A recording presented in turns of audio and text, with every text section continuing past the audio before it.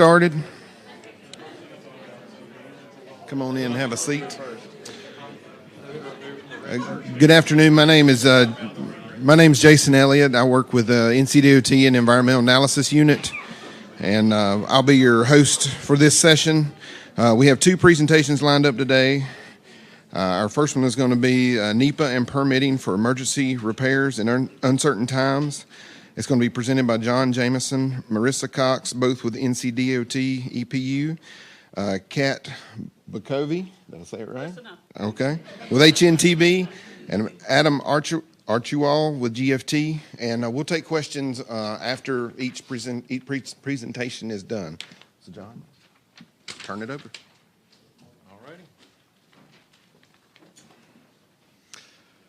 Thanks, y'all, for being here. It's a nice, friendly audience. I know a lot of y'all, so this is great and also slightly intimidating.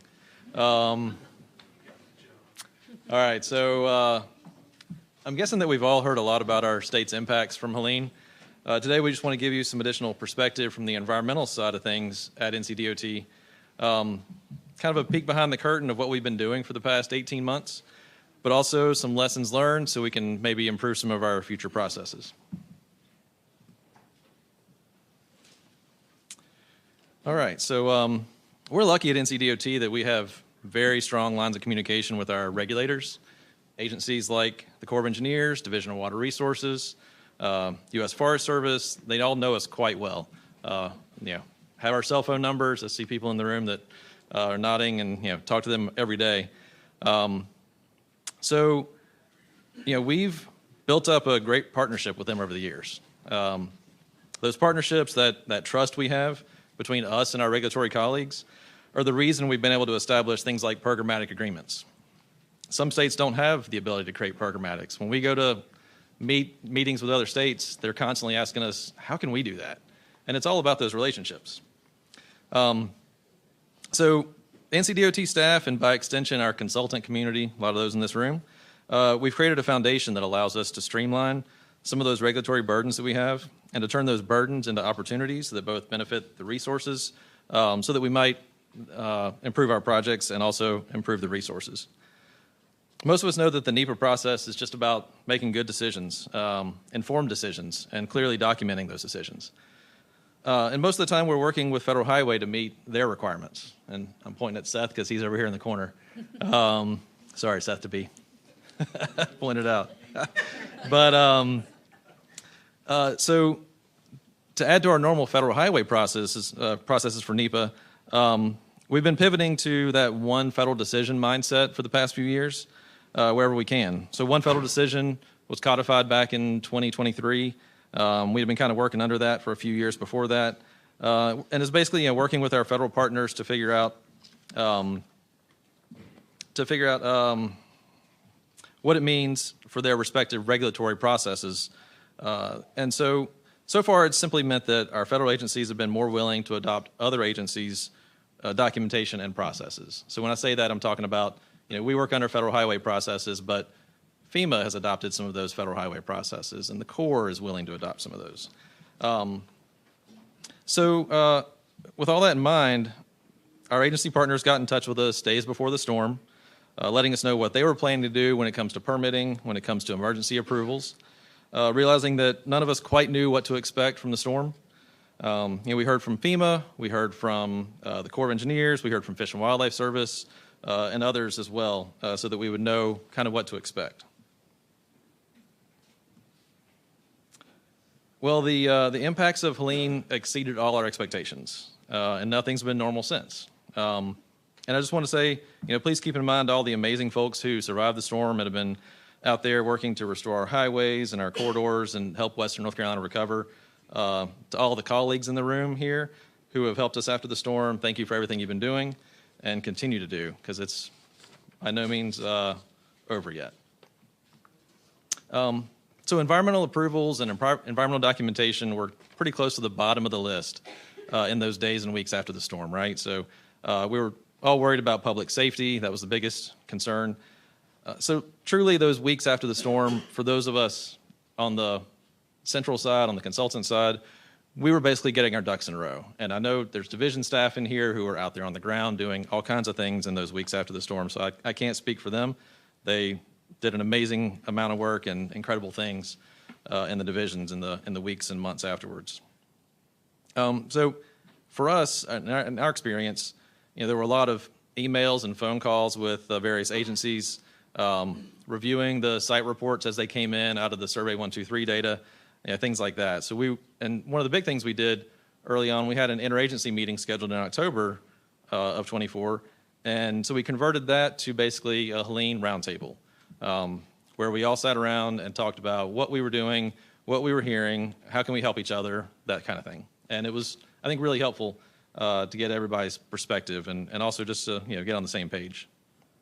So while we had a lot of those relationships in place, Helene has both bolstered and tested all of those things. For example, early on we had Federal Highway step up and say that most of our actions in those first months were exempt from NEPA.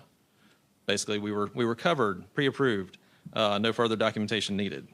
That's not the case now, but that was the case in those early months. We were able to get pre-approvals from the Corps to continue with much of our work and either require after-the-fact permits or be able to use their emergency permitting provisions with no authorizations needed. We've also been able to batch some of our actions. And Tyler, he was here. He snuck out of the front row. He slid back there. Knows all about this. But we've worked with Fish and Wildlife Service to do batched formal Section 7 consultations. So rather than individual actions, grouping projects together for bats and aquatic species. And we've documented many of our actions using batch CEs in order to meet our NEPA requirements for both Federal Highway and FEMA.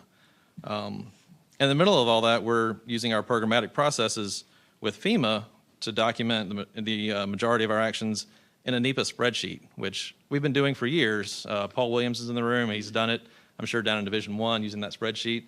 But we did that on steroids in this case for Helene, which that simply denotes all of our substantive environmental issues and how we address them for FEMA, and it's a simple spreadsheet. So all of this keeps our environmental efforts aligned with the repair and the funding processes, and hopefully simplifies FEMA's reviews and documentation processes as well. And thank goodness for the ability to streamline some things, because the number of projects pretty much felt insurmountable. I don't know how everybody else feels that's involved in this, but if you start looking at the spreadsheets and the data, it's pretty overwhelming. Kind of have to take them one at a time. So we've been very focused lately on getting designs and environmental approvals to a finish line within 2 years after the storm. And that's from a Federal Highway and a FEMA perspective. And that deadline is pretty quickly approaching.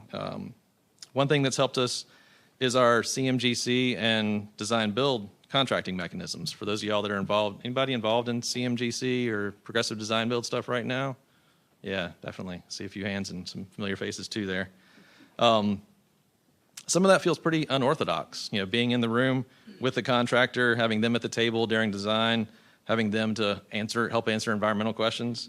But it's been a huge help in understanding the environmental impacts and also being able to communicate with our agencies about what our contractor is going to do, and truly have the contractor sometimes talk directly to the agencies in some cases. It means tons of communication and lots of on-the-fly problem solving, and that's both kind of exciting and also pretty unnerving for a lot of us who live in the pre-construction world, trying to problem solve with a contractor. Not something we're used to doing. So we've had to prioritize and delegate a lot of those environmental responsibilities along the way. And I just, again, want to say thank you to all of our consultant partners that have stepped up and basically been an extension of our staff.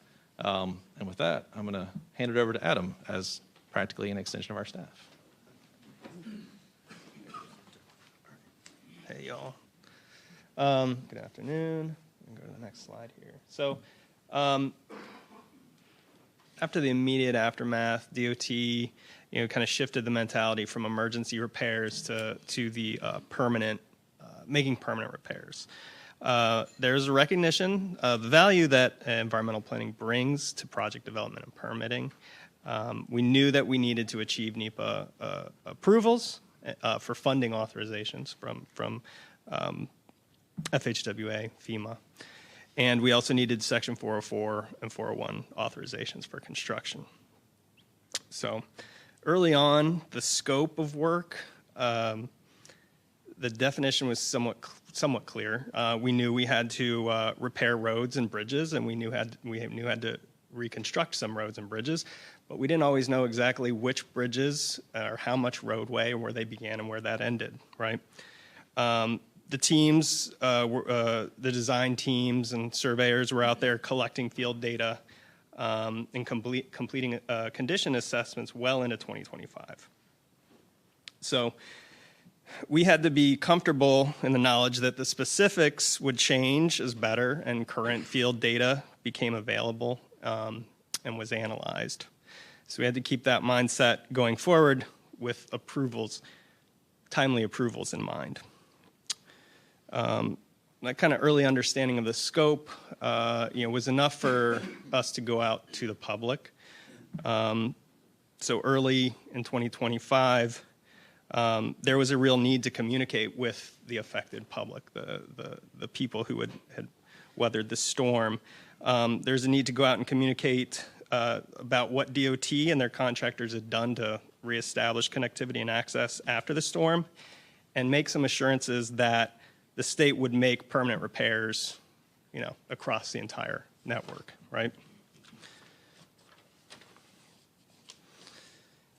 All of the EAU, am I on the right slide? Yeah. All of the EAU technical units had become engaged early in recovery efforts. So by late 2024 and 2025, we had some good baseline environmental data. The idea was, like any other project, to screen these projects and identify any red flags, right?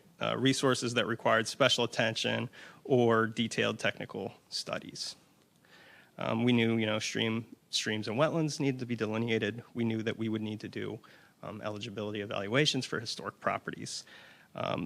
Early on, in the haste to make some of these repairs, it wasn't always clear who was responsible for doing these things. So that's just a plug there, emphasize the importance of scoping a project, sitting down and talking about what needs to be done and who's going to do it, right?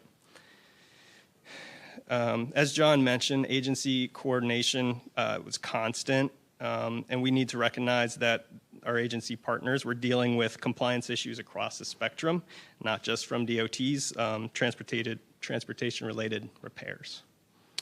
Other federal and state recovery programs emerged and continue today, each requiring touch points with various agencies. But DOT and FHWA, needed to remain focused on achieving approvals for the permanent infrastructure repairs, and a couple of the big approvals needed were through Section 106 and Section 7 consultations. There's a great presentation before lunch and about resiliency, right? And after a storm, the question of resiliency was on everybody's mind. It came up early and often, and I had to ask questions like, what does resiliency look like in the face of a 1,000-year flood? And then, trying to grapple with what is reasonable and feasible and reimbursable.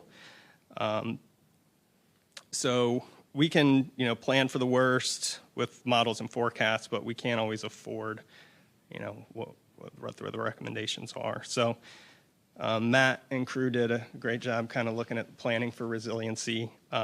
In this case, after the storm, some of the improvements the department is able to make is some improved hydraulic openings and reestablishment, river reestablishment, and stream bank armoring. These were all resiliency measures that are incorporated into the repair.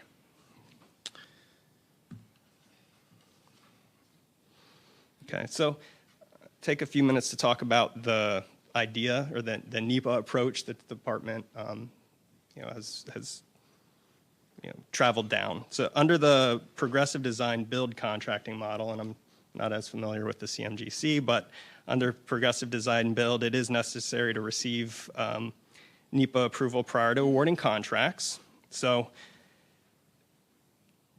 this remains our focus. Like to get the contractors under contract so that they can begin work, we need to get through NEPA approvals. Early on, I think you said it, FHWA determined that the projects, repair projects, qualified as CEs. And so we have built our NEPA packages around construction packages. Whatever they may be, whatever the contractor communicates to us, that they're prepared to cost and construct. We've defined these as proposed actions within larger permanent infrastructure repair projects. So we may be evaluating a series of proposed actions within a larger project. The idea is to focus on the knowns, the things we can clearly define, the design solutions we understand are going to be implemented, and we can take that information and evaluate the potential impacts to the human and natural environments. So at the end of the day, each of these projects will have we'll have a CE and likely a collection of consultations to deal with the designs as they evolve. Because we're talking about construction authorization, Section 106 and Section 7 had to be complete. So leaning on those existing relationships, DOTs utilized a couple useful approaches to expedite approvals with SHPO and Fish and Wildlife.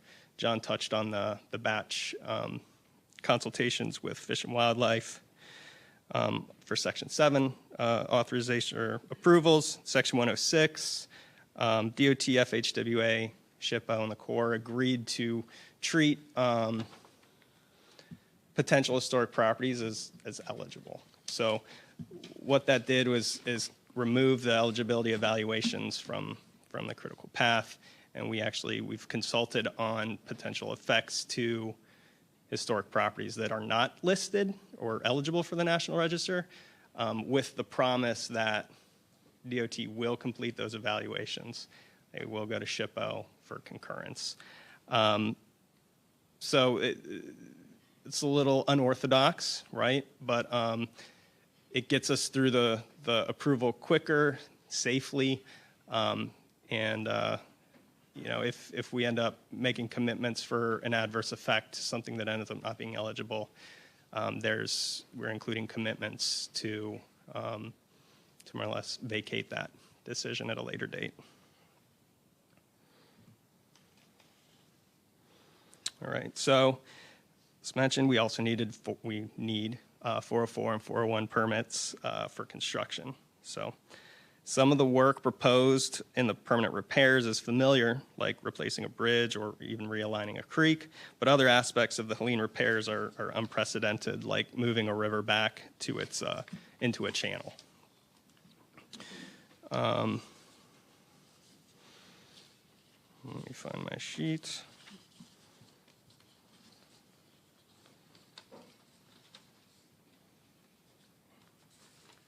So one of the early efforts here was to digitize the pre-Helene river bank, the river's edge. This was important line work that we've referenced throughout for permitting because it represents the recognized limits of permanent impacts that require mitigation. Through coordination with the Wilmington District, most of the repair work is being permitted under the nationwide permit for repairs. And to date, each repair site, be it a bridge or roadway reconstruction segment, within the overall project corridors is considered independent and permittable under the nationwide program. Further, DOT is also accounting for impacts to jurisdictional waters accrued during emergency repairs. So in our permit packages, we are reporting impacts for the placement of like the temporary crossings that were established and that will be removed as part of the permanent repairs.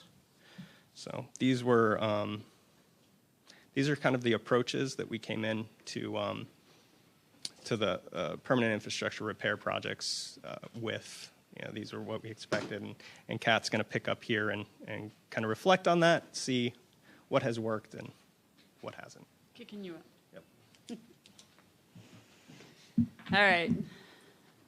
So this is kind of this is how we did it. Here's some examples of what we've actually done. As we've said, it's important to get off on the right foot. And in honesty, in some of these cases, we just went full bore all the way in. So occasionally we maybe had to back up and kind of get those ducks that were mentioned earlier. And, a turkey flew in the way, and we just sort of had to figure it out. So doing that, constant coordination. If you look at calendars, they are blocked for days every week. We coordinate so much, I don't even know what firm I work for anymore. Where are we at? Schedules and priorities. It was mentioned that we have 2 deadlines. One was this month. It was with FEMA. We're getting an extension on that. But FHWA gave us a 2-year time limit that ends in September. So we are pushing as hard as we can to get all of the NEPA done, because you're required to have NEPA for your FHWA contract so that you can do the design and the construction, which, all of the parts and pieces. So that's a lot of where all of this is coming from. And just like any project, but on this one, design changes almost hourly sometimes. It's really hard for us to keep up. So a lot of times what we've done is taken kind of gross numbers. This is the extent the impacts will be. We expect them to be much smaller. So that is kind of the approach that we've taken, is this is within the realm of possibility, but this is what we expect. And then we can update all of our agencies as we go. And a huge shout out to our construction industry. I know that's really weird to say as an environmental person, but I have learned so much about construction of roadways and bridges and everything else through this process that it's really helped me understand better how to work with the construction industry, as well as, making it better for all of us and grabbing the wins where we can. So this is early days after Helene. I think it was in November maybe. On I-40, you can see where the road disappeared. And what you're looking at is I-40 headed east into the double tunnels. In repairing this road, you may or may not know that I-40 is actually kind of on loan to us from the Forest Service. So we actually have a special use permit to have I-40 go through U.S. Forest Service land. So one of our wins is we developed a memorandum of understanding with Forest Service to kind of minimize, and repair some of the damage that has happened to the forest as part of our work. One of those will be wildlife crossings. We're working with a group coalition, Safe Passage, made up of a lot of NGOs who are very, very passionate, and trying to work with them to come up with solutions to help animals get across I-40 safely so they can get to the river and go about their lives. While also understanding we got to build a road back, and it's 60, 80 feet in the air, so how do we do that safely? So one of our wins, another one, this is actually the haul road into the borrow pit, which I think you saw in an earlier slide, the one that sort of looks like a moonscape surrounded by fall trees. Yep. So that's the borrow pit for I-40. This is also unprecedented, using a Forest Service land for basically borrow as much as we possibly can. So this haul road goes to Ames construction site. One of the interesting pieces of this is how it's constructed, which took all of us and some permitting. And what you can't see are the two ginormous, I think they're 54-inch pipes? Yeah.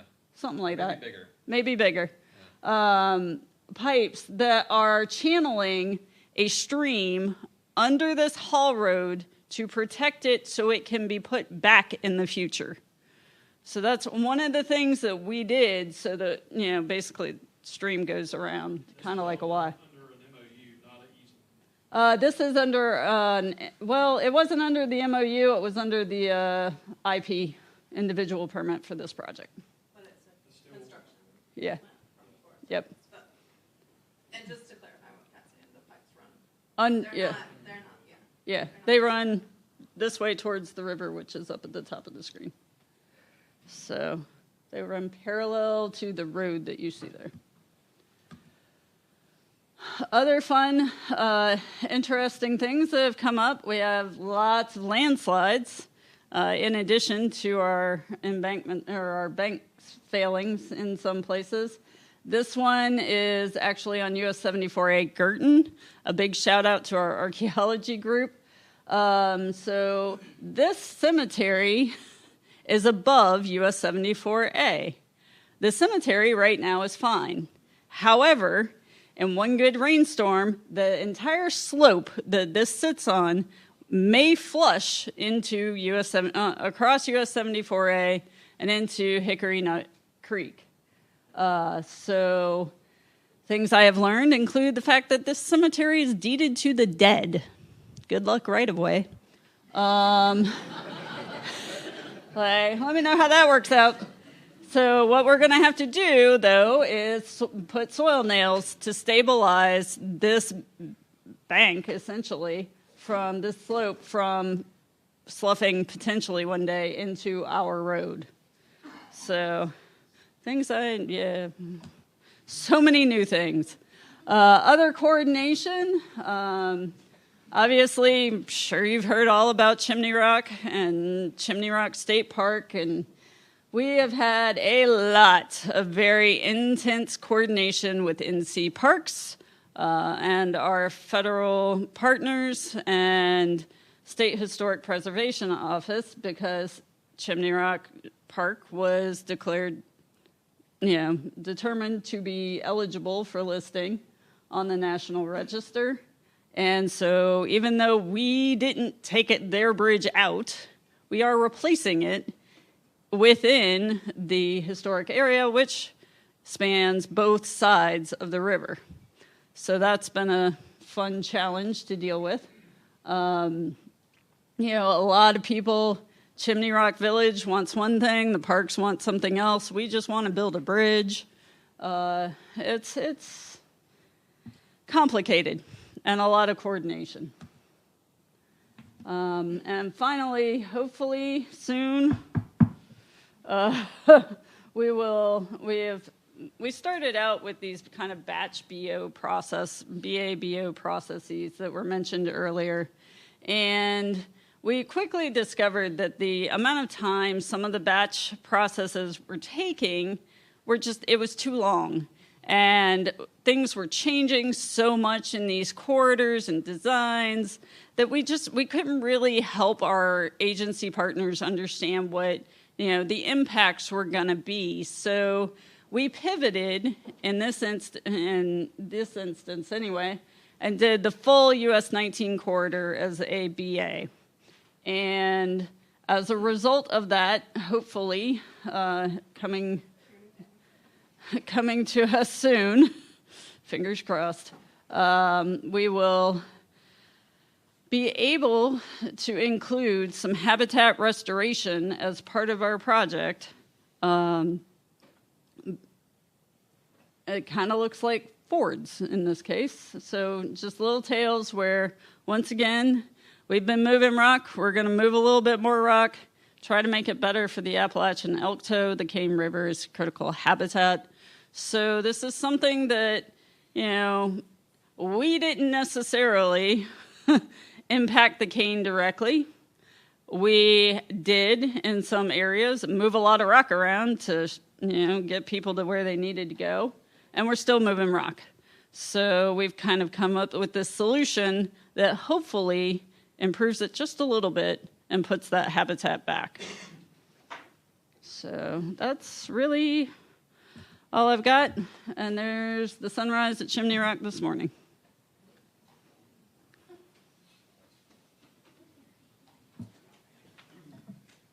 Does anybody have any questions? Marissa's anxious to answer some questions. No, I just know Dave's anxious to do his presentation. How long did it take to get that construction easement? Which one? The one that was For- over From the that Forest creek? Service. Yeah.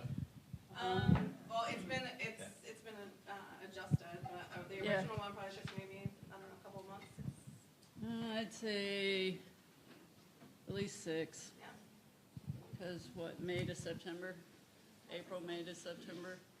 Which, if any of y'all have worked with the Forest Service, you know getting that construction easement in 6 months, less than a year, is, yeah. Well, it originally, yeah, and we didn't know where the borrow site was gonna be originally, so it was with, what, 6 or 7 potential sites? 7, yeah. 7 potential sites within the forest, which we narrowed down to 3, and then we've adjusted to a new easement, and now we have one site at around 30 acres, I believe, the borrow Yep. site is. Yep. Is there a question in the back?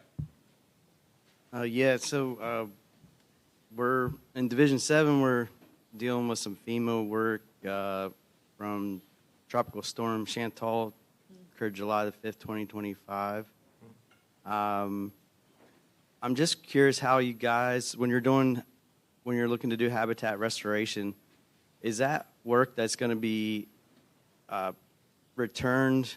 funding returned from FEMA? And if so, how is that being approached? Because it's kind of we're still kind of asking that question.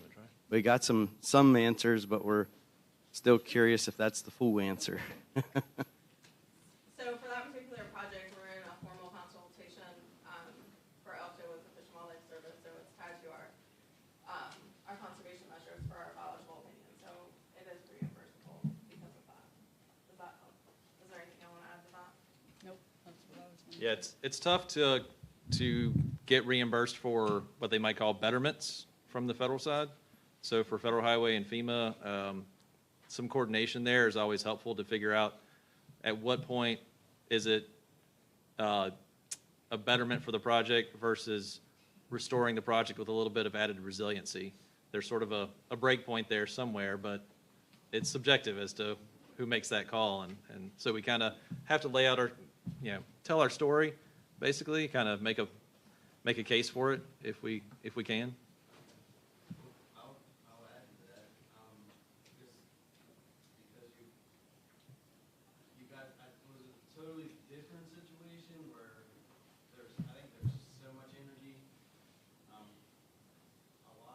Some of the impacts we saw, because of the larger floodplain, we had that energy spread out, so all of our gravel from somewhat modern culvert pipes had settled out and filled in streams from, bottom of the stream, top of the bank, pool of 57 instead of. So it's like, this isn't just a betterment, it's like, I feel like, the word we're coming across is like, this is actually restoration work I feel that we, as the DOT, should be responsible for, but we're not sure if we're gonna be doing that as a good neighbor effort, or, is that gonna be refundable from FEMA? The Yep. answer we got so far is it should be refundable, because we're cleaning up our mess. Yeah, but This is very, you aren't gonna know what's mess is what, right? yeah. It's pretty clear that I can share some of the pictures, John. You might have seen them. And it's like I said, it's kind of making your case to FEMA. You have to be able to explain what that is. So I know FEMA has been working on a stream restoration EA for a while. I don't know if it'll apply to Chantal or not. It's a good question to honestly reach out to FEMA. We can get together afterwards and give FEMA a call and check in with them. They do have staff here in North Carolina that are semi-permanently here, including environmental staff, so we can sit down and hash that out with them to some extent. Okay, thank you. Any other questions? So that touches on the question I was going to throw at y'all. Go ahead, Seth. Great, Probably thanks. should have prepped you last night. But yeah, so there are these requirements that in general need to be reimbursed, you gotta be putting back what was there before with a little bit of latitude. And like using the Nationwide 3, you need to be kind of putting back what was there before. So have there been situations where sometimes it may make sense to not put back what was there before because it's only going to get flooded again next time? Or maybe there's an idea of like, we didn't really like what was there before, so we want to do something totally different now. So are there situations where you maybe had to just say, no, we hear you, but we need that reimbursement, and that's going to be more important than doing something different?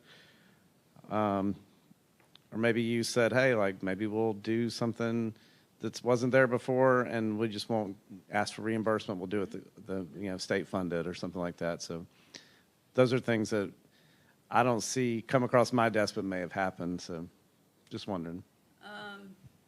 One example is there used to be 2 bridges in Chimney Rock, one for the park that was owned by the North Carolina Parks, and one for Southside Drive, where we combined them based on public input, and we're combining them into one bridge that will be located north of the old Chimney Rock Park gates. That basically saved FEMA, the price of a bridge, right? So in some instances, because we've done that, they've been a little bit more lenient, if you will, in what they'll pay for. So things that they might have been like, you didn't have a roundabout there, we're just going to put in a road. They're going to pay for the roundabout that is new as part of this because that whole road system didn't exist before. So does that qualify for your question? I know we've also had areas on NC 197 and US 19 where, it wasn't great. And so, either we're gonna do something else there or find a way around it or just let it be as it is. Or say like, when you're showing the I-40 picture, when you're saying you may have a wildlife crossing there that wasn't there before, is that something that you're able to tie in through, it's like required mitigation? Yeah, because of the MOU with U.S. Forest Service, that's part of it. So that's the agreement. That Good, Bill. and Awesome. aquatic organism passage as well. With Hurricane Helene making such devastation, it was really well known what was going on in the area. Did you guys sense more of a participation or partnership with the agencies because of just having to get everything done, or was it par for the course in the normal planning? It depends. I think more of the former than the latter. They came to the table much more quickly. There's a lot of factors, and you can't even get into all of them today, but everything from, in Asheville, you're working with agencies who live in Asheville, the folks that live and breathe that environment every day. You also have the realities of the political changes that have happened in the past 18 months. So certainly the Forest Service maybe came to the table a little bit quicker than they would have otherwise based on politics and other factors as well. Yeah.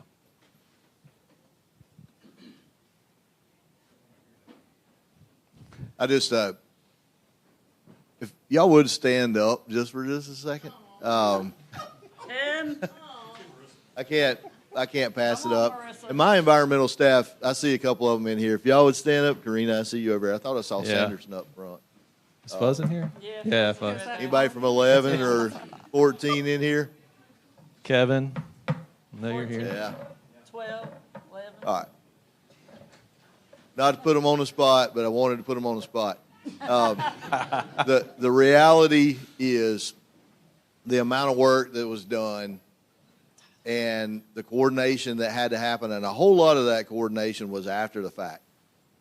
They were chasing us, trying to keep us from putting ourselves in jail.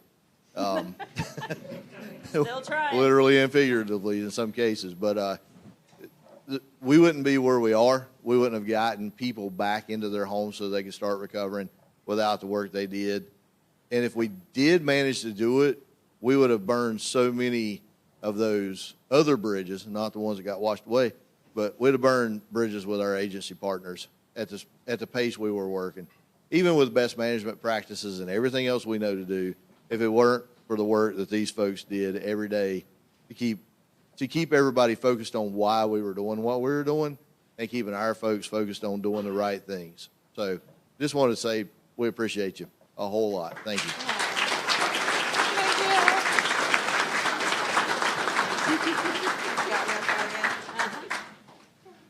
Thank you, Tim. That means a lot from a division engineer. I appreciate that. And there were a few that didn't stand up, but y'all know who you are as well. All right. Good. I think we're going to give Dave the mic. All right. Well, thank you for that. Our next presentation is an overview of permittee responsible mitigation efforts at NCDOT by Mr. Dave Johnson.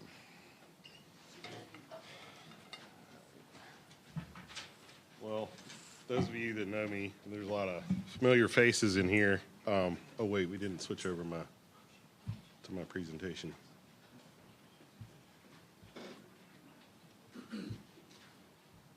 Where is this at, Jay? Sorry about that. No mouse. What kind of place is this? Cheap. All right. So, like John said, a lot of familiar faces in here. I'm Dave Johnson. I work at the Environmental Analysis Unit for about the past 15 years. I've been in the department for 24, with my first stint in IT. And we're running a little late already, but I want to take this opportunity to thank Marissa, Jason, Morgan, you're kind of cool,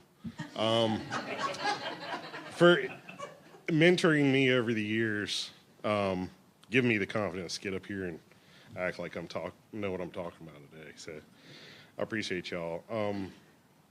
So the goal of this presentation is to share with you the existence and range of support that the EAU Monitoring and Stewardship Group, my group, and Jason's group can provide with respect to on-site stream and wetland mitigation. And I say existence because those related tasks are not specifically highlighted in the PDN, not bitter. So hopefully for the project managers in the room, you'll get some understanding of how we fit into the project development process and help you decide if you could leverage this on-site mitigation option. So of course, everybody's seen the mission statement with the environmental sensitivity there. That's where EAU lives. Quick overview of EAU, we're a very diverse group. I'm going to focus talking about the mitigation and modeling group and the monitoring and stewardship group that are at the bottom, because we work in concert together to bring these projects to construction. So we don't need that slide. So monitoring and stewardship group, that's my group. We work with the divisions in design and development of on-site mitigation for the department, and I keep saying that. Some of you may not know what I really mean by that. So on-site just means that the mitigation work is conducted on the same systems that are impacted by the transportation project. And, that reflects a regulatory expectation that mitigation is conducted in kind, meaning, coastal marsh cannot be used for impacts on a mountain bog.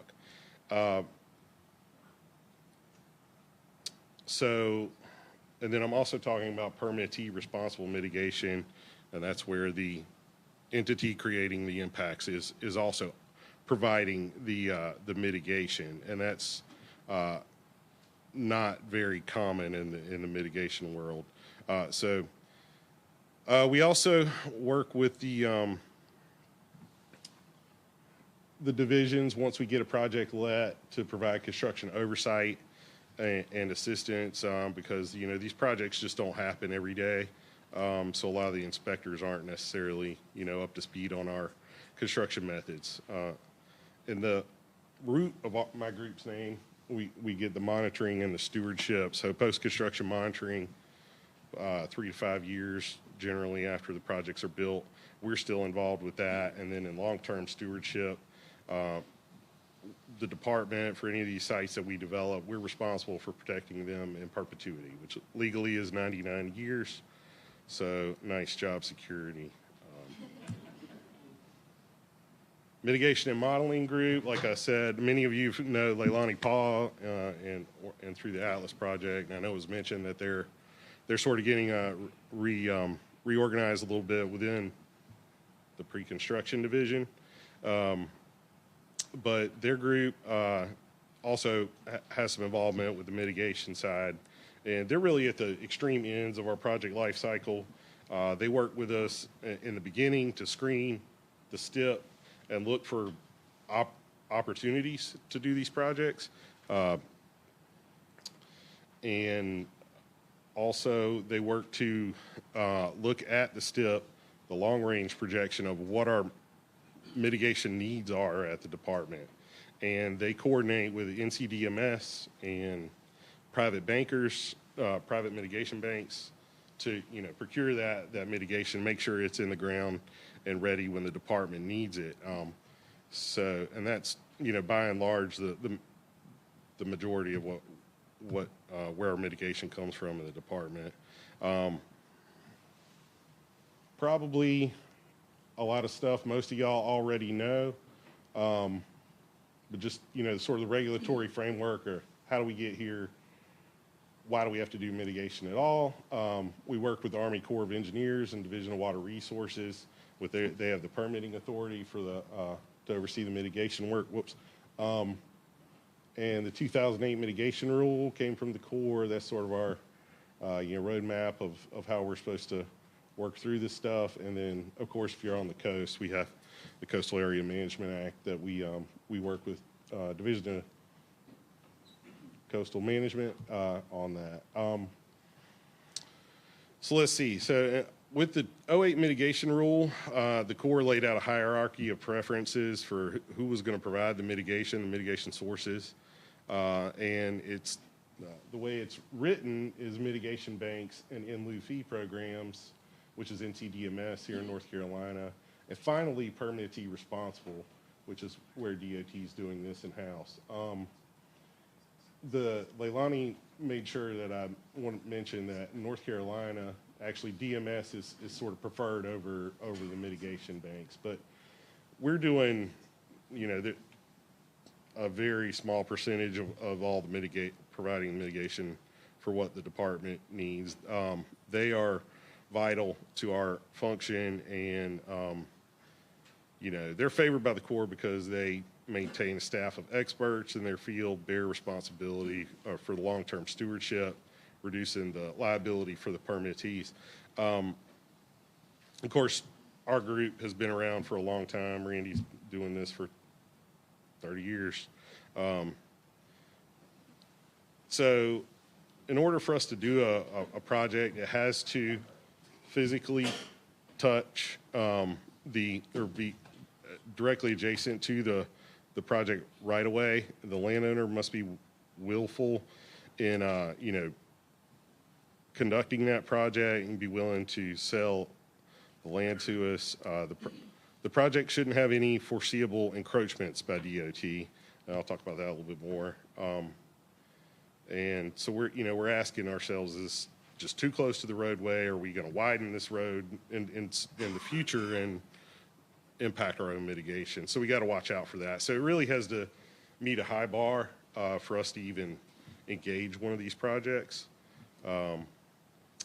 So there's a lot on this slide. I'm sorry, y'all. This one always takes me a long time to get through, but I'm gonna try to hustle through.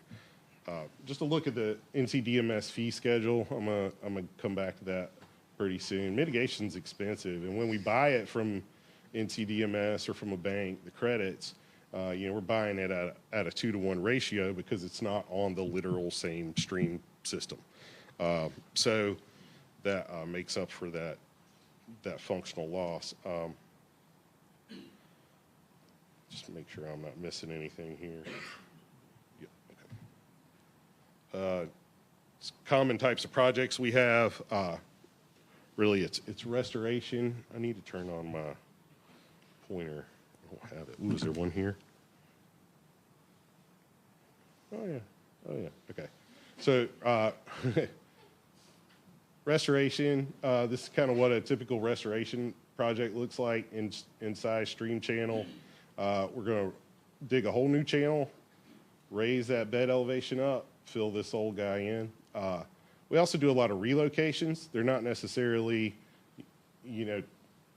where the mitigation had. They were just a necessity because the facility widened. And still the same science behind that. And then also we do a lot of temporary impact recovery, where we're just working to restore our vegetative component on the site. We have a lot of detour bridges, especially on the coast, where we do work like that. So what qualifies for a mitigation project? Inside streams. This is one I stole from, I think, Wildlands Engineering. It was just a good before and after picture. Inside channel, this is never getting out to its floodplain. That's what you want to see with a healthy, happy stream. So here they have raised that bed up, and there's probably baby trees there. We can't really see. Wetlands is often eastern North Carolina. Ditching is everywhere. So that's usually, something we're looking for adjacent to our projects. Can we do something with that?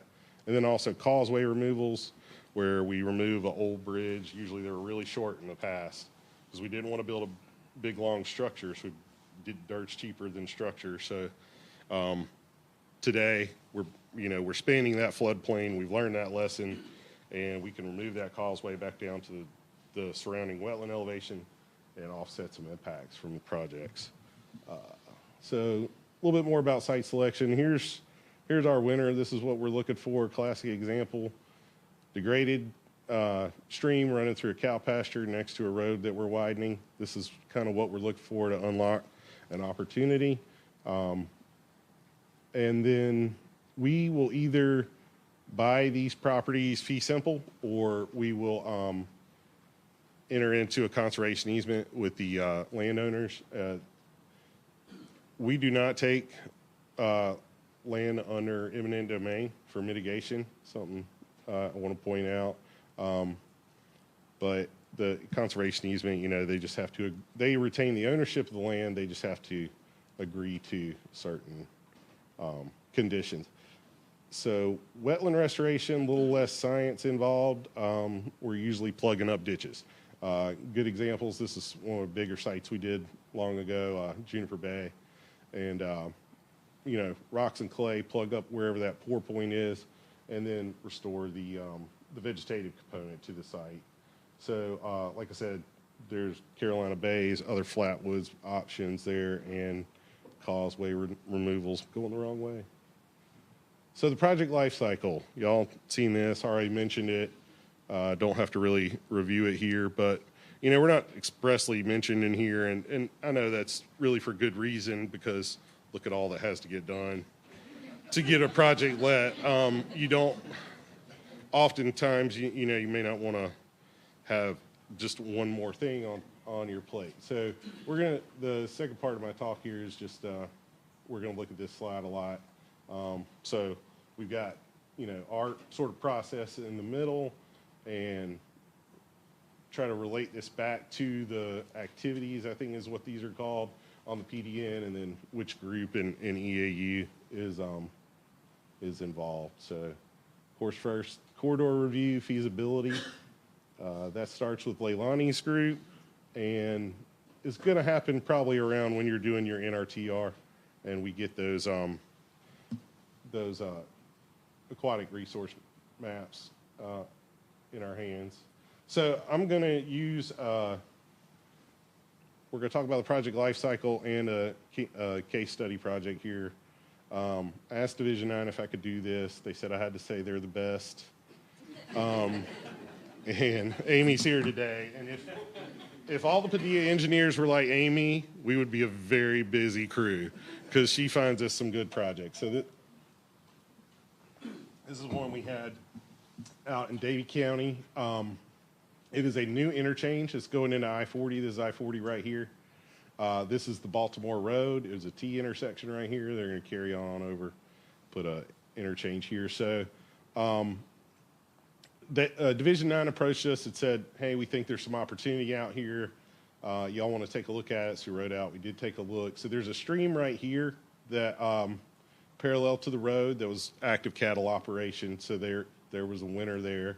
And there was also an advanced acquisition parcel that had been purchased right here. And it started, it was actually when the department decided to do this project, it was under construction as a storage facility. Somebody was building a storage facility there.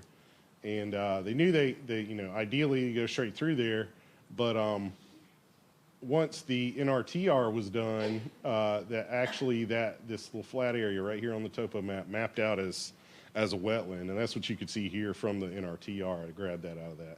And so it was very low functioning wetland because it had been cleared. I'm going to show y'all some pictures of it soon.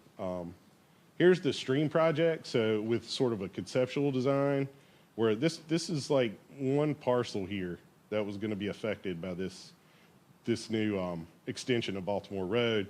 And so that was opening, that was touching this guy's cattle operation here and giving us the opportunity to engage with the landowner to see if he wanted to sell even more of his land. So just a little quick glance at that. We're going to come back to it too.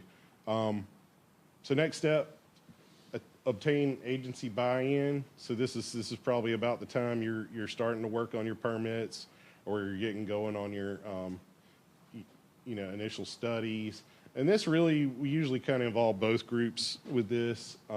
So here's what Smith Creek looked like on Baltimore Road. This is what most of it looked like. It's eroding so bad, there's trees falling in. This is sort of the upper end of it, but if you notice, there's no vegetated buffer here. There's just a little thin strip of trees. So we thought we could do some enhancement work here, and I didn't touch on that on my slide earlier, but enhancement would be typically means for us just replacing the vegetative component on the system. This needs a full channel, adjustments, moving it over and improving it. And to remove all doubt, I told him I'd make him famous, and I didn't know he'd be here today. This is Wes. Wes used to work in Leilani's group, and he's now moved up the hall to project management. But Wes about my height. See, clearly we've got some serious incision on the stream. So, home run candidate to do some channel improvements. And this was sort of, if you just turned around from where I was looking, just like one tree out there, kind of a wet pasture. He actually had some tile in here that he was using to drain down the pasture. But this was all cut off from its, the floodplain was cut off from the stream. So definitely opportunity to do some work here. So here's that advanced acquisition parcel on Baltimore Road.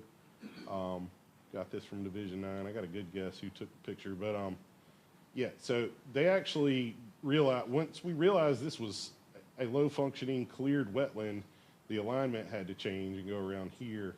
But then the department stuck with this. So we have to offset those impacts some way or another, whether we buy it or do something ourselves. So this was really what I want the project developers here to think about is if these are on your projects, let us know because we can help. And we can maybe try to save the department some money. Just what the advanced acquisition looked like on the ground. It had been clear cut. They put some tile in for their driveway. Just not much going on here unless, your trees. There's some undesirable trees out here. So what we were going to do is just go out here, clear out those trees, replant the vegetation, and rip the soil up, and that was going to count for enhancement credit. So next up, procure right-of-way or conservation easement. Our group went back out with the Division 9 folks and the right-of-way team that was working with them, and we talked to the landowner about it. And he, like I said, he's already being heavily impacted, so he was willing to entertain the notion. There was a sticking point of this 6 acres over here that if we were to build this project all the way down to the end, of his property, we would cut him off from this, and the department would have to buy it. And what we realized, looking at these numbers, and some of this don't really focus on these numbers, we realized there's a ford crossing he had been using right in here all along. And when we went back and we said, well, if we did restoration on all this up here and this tributary, could we offset our impacts for the project? And we realized that that math would work, so that we sort of abandoned any plans to do any work down here, so that way that left that guy access to that, and we didn't have to include that in our economic feasibility consideration. So this slide, again, is a lot to it. Like I said, it's not really apples to apples for us to compare to the DMS fee schedule, because we sort of pay their operating costs to develop that long-range STIP and all that mitigation that we need. But this is a pretty quick litmus for us. So we added up what are our impacts and how many credits would we have to buy. So it was about 1.8 million that we thought we would have to buy from DMS. And then we looked at, okay, what are we going to produce out of this? And this all offsets the rest of the impacts from the project. Our group keeps records on what we've spent for construction over the years. Unfortunately, this number keeps going up. We found out recently that our number was a little low, but the balance was still a savings to the department. So we thought about 600,000 for construction and design, which left from the 1.8 million about 1.2 million to purchase the right of way, and it was about half of that, and that included what they needed for the roadway taking. So, there's 600 grand somewhere in there that we thought we saved until we found out construction was a little more costly. So next is we're going to work on the design and develop that mitigation plan. So the mitigation plan comes from Leilani's group, and then the design is our group. Just a quick look. I'm sure a lot of y'all have seen a mitigation plan. I don't have to share a whole lot with you about this. Stream. So our group maintains these these detail drawings and project special provisions for on-site mitigation work. This is a log vein detail. What I should have put in here was a J-hook, but because I'm going to show you an example of one in a second. Our group also, they're very similar. Our group also does this, we have this checklist that we developed, and it was actually just a year or two ago.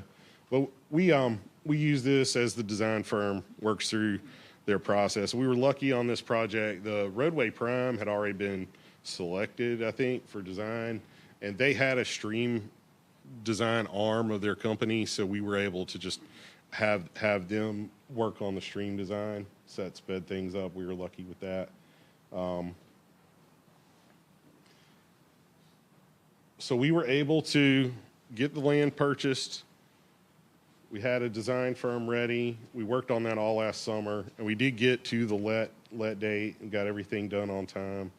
So that's happening around, now we're entering stage 5, which is kind of the end of the PDN, and this is where our group is really doing most of it. It's just some pictures of, okay, I have to switch because Baltimore Road has just started construction right now, and when they have not started on the stream work. So a couple more slides about the construction. We're getting beyond pre-construction, I know, but so this was another project we just did over the summer, Shelby Bypass. Purpose of this slide was just show this is core fiber matting that has to be laid out to stabilize the stream channel. It's used in erosion control too, but there's a little nuance that these wooden stakes in erosion control, they can use this little staple, and those tend to pop out and be a problem for us. So we have them put in these wood stakes usually. They could also choose to use rebar, but it's really expensive. So you can see a bucket here. This guy was working at this time, and it was amazing. These dudes, they're so good. He was taking that bucket and pushing those stakes in as he was working down. So we worked with the design firm that was here that worked on this. We actually, because Shelby's 4 hours from the office, we actually had one of their folks go out and kind of function as an inspector on the project. And I got a little series of pictures for, this is a J-hook vein with a log vein, but I showed you a different detail earlier, but you know, Chris is the guy's name, and he's making sure that these rocks are in here that are pinning this down, and that this material's behind it. This is geotextile fabric. What happens is when the channel's built, this is all underground, and it gets silt packing in behind it, and it forces the water over the top of that structure and ensures that it you know, functions as it was designed. And like I said, a lot of times, you know, our roadway inspectors are great at doing guardrail and all that, super. But so we had the design firm helping us on this, and we're out there too. Oops. So, oh, this slide got messed up. Oh, maybe it didn't. Always surprises. In digging one of the sites, one of the channels, there was three different sites on this project. They found what I learned in the industry is called a BFR. I'll let you figure out what that is, but bedrock. And so we, you know, in the process of working through this, we coordinated with the design firm to do the field mod, to get us the files. I made them give me CAD files too for this, and then also just coordinate with the residence office so that they knew that this had happened and could keep it in their records. So just a slight realignment of the channel to get around that rock. So that's stuff we're doing. So just a couple more slides here. So going into post-construction monitoring, this is us in our native habitat. This is not it. There's Randy and my boss, Jason. But this is out at another project that Amy found us in Winston-Salem that we call fish ponds. This was actually some ponds that were, the highway was widening here because of, I think, the Winston-Salem bypass. And they were aquaculture ponds, and we would drain those down and restore that channel and offset some impacts for that project. So, you know, we'll go out there every year, survey, we'll put in monitoring wells, perform the, you know, file these reports up on our website. And actually tomorrow we have a monitoring meeting, and we'll be talking about fish ponds tomorrow with the agencies. So just a quick look. And then the last one is stewardship, which I'm not going to get into too much. And this is where I told you Leilani's group, mitigation and modeling, are kind of extreme ends. Our group does conduct the stewardship. It's about 400 sites that have been developed over the years. And we use ArcGIS Online, Survey 123, to help us work through that. We have consultants that help us a lot on it. But because there's only 4 of us in our team, we couldn't hit all 400 in a year. But the point where Leilani's group kind of can get involved in this is they've always handled encroachment. So sometimes, you know, we're out here doing stewardship. I like to joke that, make sure that nobody built a CVS on it when we weren't looking. And that's probably never going to happen. This was the site, and I won't go into it too much, but where some loggers got a little ambitious and cut into our property and had to handle that. But so that's what we're out there looking for on that. And the encroachments, like I said, go back into Leilani's group, and they work through those issues with the agency. So that's it. Thank you for letting me talk at y'all for 27 minutes. That was my best time yet. So,